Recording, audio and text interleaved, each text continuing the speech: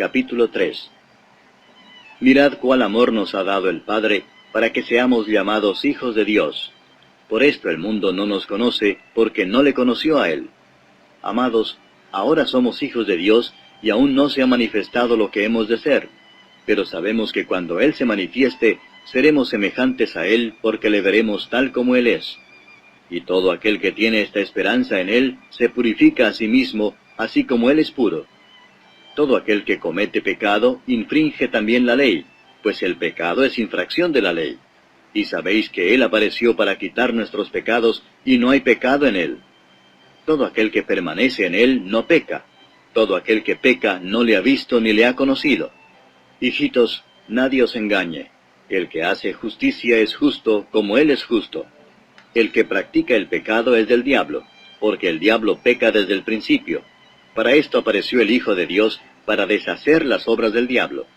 Todo aquel que es nacido de Dios no practica el pecado, porque la simiente de Dios permanece en él, y no puede pecar porque es nacido de Dios. En esto se manifiestan los hijos de Dios y los hijos del diablo. Todo aquel que no hace justicia y que no ama a su hermano, no es de Dios.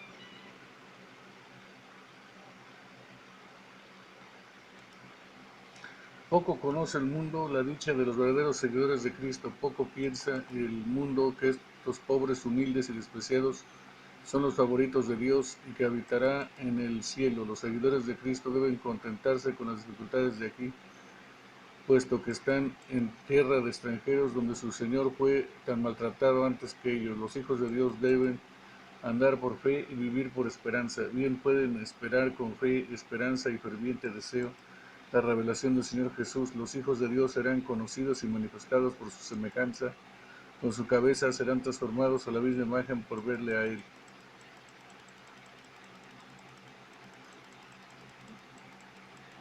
Los hijos de Dios saben que su Señor es de ojos muy puros y que no permite que nada impío e impuro habite en Él. La esperanza de los hipócritas, no la de los hijos de Dios, es la que permite la satisfacción de los deseos y concupiscencias impuras. Seamos sus seguidores como hijos amados, mostrando así nuestro sentido de su indecible misericordia, y expresemos esa mentalidad humilde y agradecida, obediente que nos corresponde. El pecado rechazar la ley divina en Él.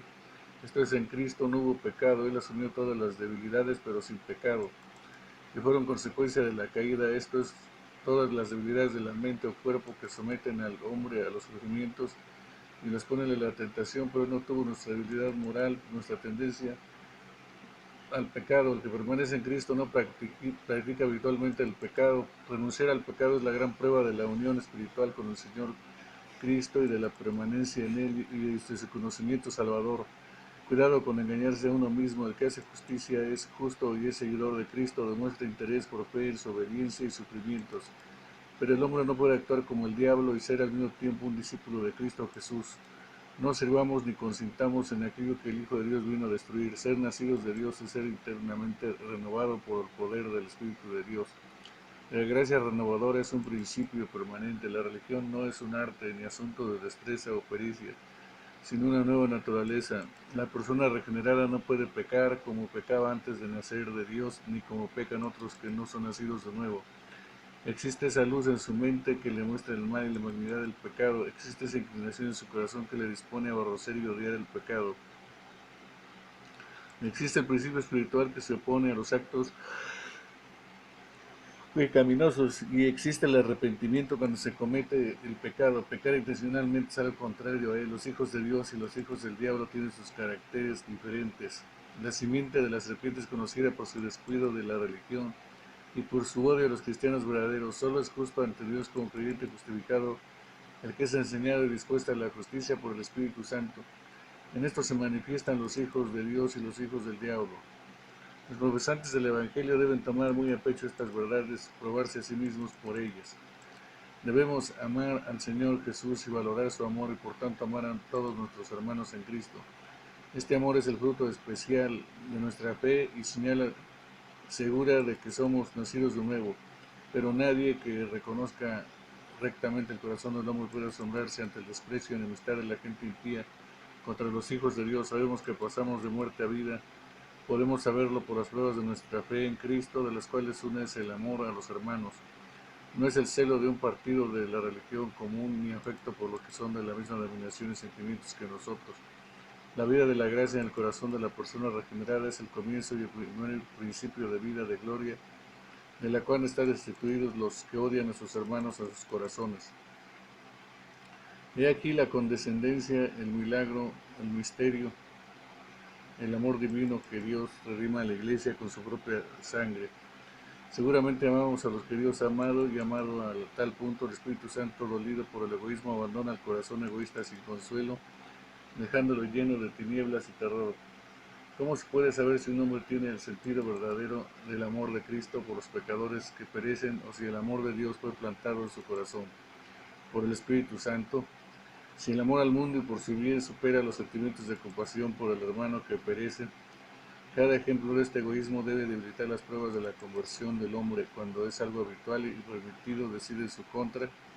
Si la conciencia nos condena por pecado conocido o por descuidar un deber conocido, Dios también, por tanto, dejemos que la conciencia esté bien informada, sea escuchada y atendida con diligencia.